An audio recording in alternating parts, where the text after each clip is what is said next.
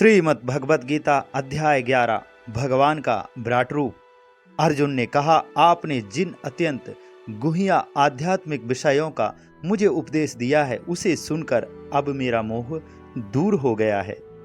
हे कमल नयन, मैंने आपसे प्रत्येक जीव की उत्पत्ति तथा लय के विषय में विस्तार से सुना है और आपकी अक्षय महिमा का अनुभव किया है।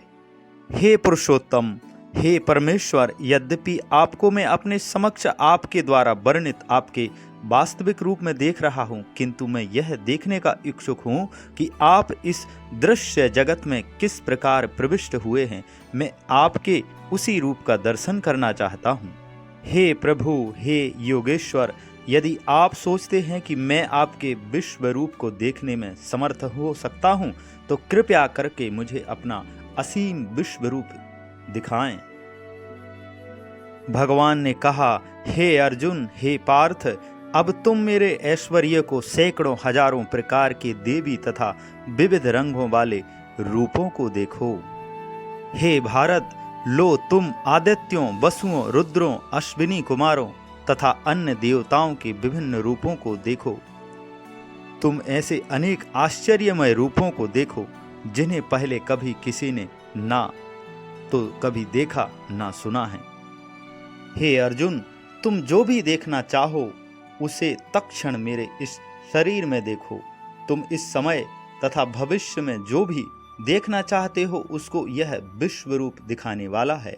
यहाँ एक ही स्थान पर चर अचर सब कुछ है, किंतु तुम मुझे अपनी इन आँखों से नहीं देख सकते, अतः मैं तुम्हें दिव्य आँखें दे रहा हूँ। अब मेरे योग ऐश्वर्य को देखो। संजय ने कहा, हे राजा, इस प्रकार कहकर महायोगेश्वर भगवान ने अर्जुन को अपना विश्व रूप दिखलाया। अर्जुन ने इस विश्व रूप में असंख्य मुख, असंख्य नेत्र तथा असंख्य आश्चर्य दृश्य देखे। यह रूप अनेक देवी आभूषणों से अलंकृत था और अनेक देवी हथियार उठाए हुए था। यह देवी मालाएं तथा वस्त्र धारण किए थे और उस पर अनेक दिव्य सुगंधियां लगी थीं। सब कुछ आश्चर्यमय, तेजमय, असीम तथा सर्वत्र व्याप्त था। यदि आकाश में हजारों सूर्य एक साथ उदय हो तो उनका प्रकाश शायद परम पुरुष के इस विश्व रूप के तेज की समता कर सके। उस समय अर्जुन भगवान के विश्व रूप में एक ही स्थान पर स्थित हजारों भागों में विभक्त ब्रह्मांड के अनंत अंशों को देख सका। तब मोहग्रस्त एवं आश्चर्यचकित रोमांचित हुए अर्जुन ने प्रणाम करने के लिए मस्तक झुकाया और वह हाथ जोड़कर भगवान से प्रार्थना करने लगा। अर्जुन ने कहा, हे भगवान कृष्ण, मैं आपके शरीर में सारे देवता तथा अन्य विविध जीवों को एकत्र देख रहा हूँ। मैं कमल पर आसीन ब्रह्मा, शिवजी तथा समस्त ऋषियों एवं दिव्य सर्पों को देख रहा हूँ। हे विश्वेश्वर, हे विश्वरूप, मैं आपके शरीर में अनेक अनेक हाथ, पेट, मुंह तथा आंखें देख रहा हूँ जो सर्वत्र फैले हैं और जिनका अंत नहीं है। आप में न अंत दिखता है, न मध्य दिखता है, न आदि। आपके रूप को उसके चकाचौंध तेज के कारण देख पाना कठिन है, क्योंकि वह प्रज्वलित अग्नि की भांति अथवा सूर्य के अपार प्रकाश की भांति चारों ओर फैल रहा है। तो भी मैं इस तेजोमय रूप को सर्वत्र देख रहा हूँ जो अनेक मुकुटों, गदाओं तथा चक्रों से विभूषित है। आप परम आद्य ज्ञेय वस्तु हैं। आप इस ब्रह्मांड के परम आधार आश्रय हैं। आप अव्यय तथा पुराण पुरुष हैं। आप सनातन धर्म के पालक भगवान हैं। यही मेरा मत है। आप आदि, मध्य तथा अंत से रहते हैं। आपका यश अनंत है। आपकी असंख्य भुजाएं और सूर्य तथा चंद्रमा आपकी आंखें हैं।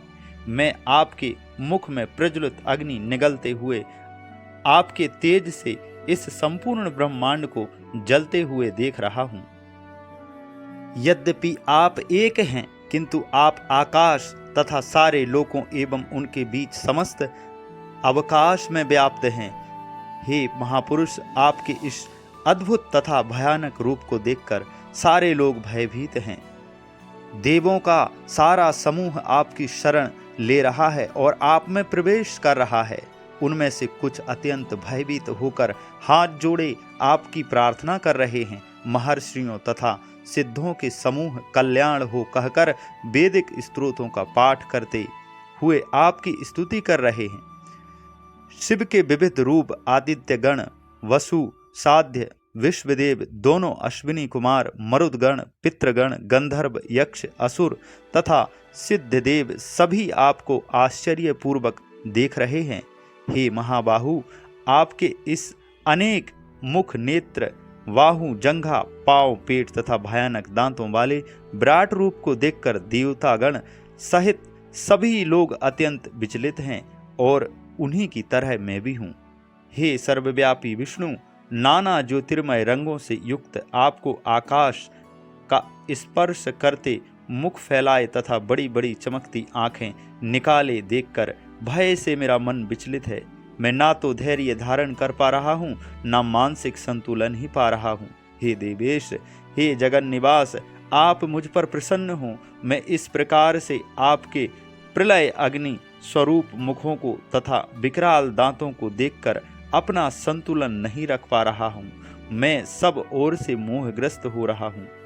धृतराष्ट्र के सारे पुत्र अपने समस्त सहायक राजाओं सहित तथा भीष्म, द्रोण, कर्ण एवं हमारे प्रमुख योद्धा भी आपके विकराल मुख में प्रवेश कर रहे हैं। उनमें से कुछ के सिरों को तो मैं आपके दांतों के बीच चूर्णित हुआ देख रहा हूँ।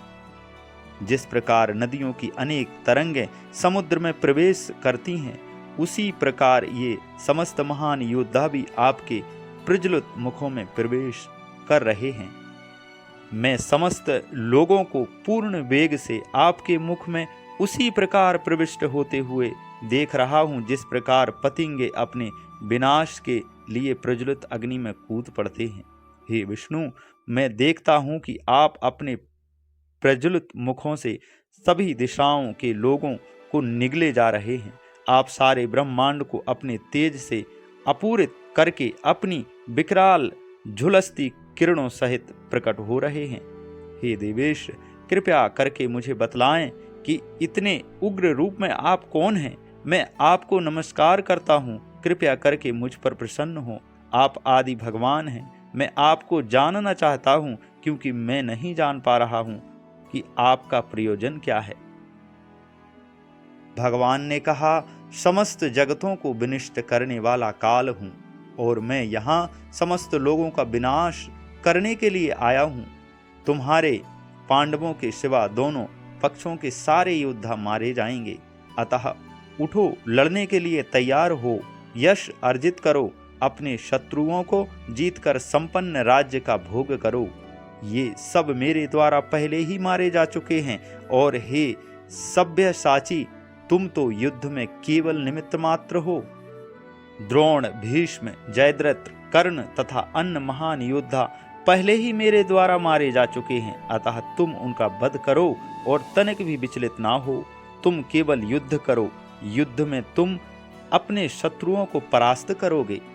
संजय ने धृतराष्ट्र से कहा, हे राजा, भगवान के मुख से इन वचनों को सुनकर कांपते हुए अर्जुन ने हाथ जोड़कर उन्हें बारंबार नमस्कार किया। फिर उसने भयभीत होकर अवरुद्ध स्वर में कृष्ण से इस प्रकार कहा। अर्जुन ने कहा, हे ऋषिकेश, आपके नाम के श्रवण से संसार हर्षित होता है और सभी लोग आपके प्रति अनुरक्त होते हैं। यद्यपि सिद्ध पुरुष आपको नमस्कार करते हैं, किंतु असुरगण भयभीत हैं, इधर उधर भाग रहे हैं। यह ठीक ही हुआ है। हे महात्मा, आप ब्रह्मा से भी बढ़कर हैं, आप आदि श्रेष्ठा हैं, तो फिर वे आपको सादर नमस्कार क्यों न करें।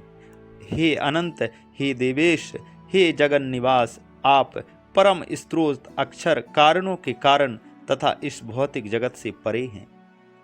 आप आदि देव, सनातन पुरुष तथा इस दृश्य जगत के परम आश्रय हैं। आप सब कुछ जानने वाले हैं। आप ही वह सब कुछ हैं जो जानने योग्य है। आप भौतिक गुणों से परे आश्रय हैं। हे अनंत रूप, यह संपूर्ण दृश्य जगत आपसे व्याप्त है। आप वायु हैं तथा परम नियंता भी हैं। आप अग्नि हैं, जल हैं तथा चंद्रमा हैं। आप आदि बीज ब्रह्मा हैं और आप प्रपितामह हैं। अतः आपको 1000 बार नमस्कार है और पुनः पुनः नमस्कार है।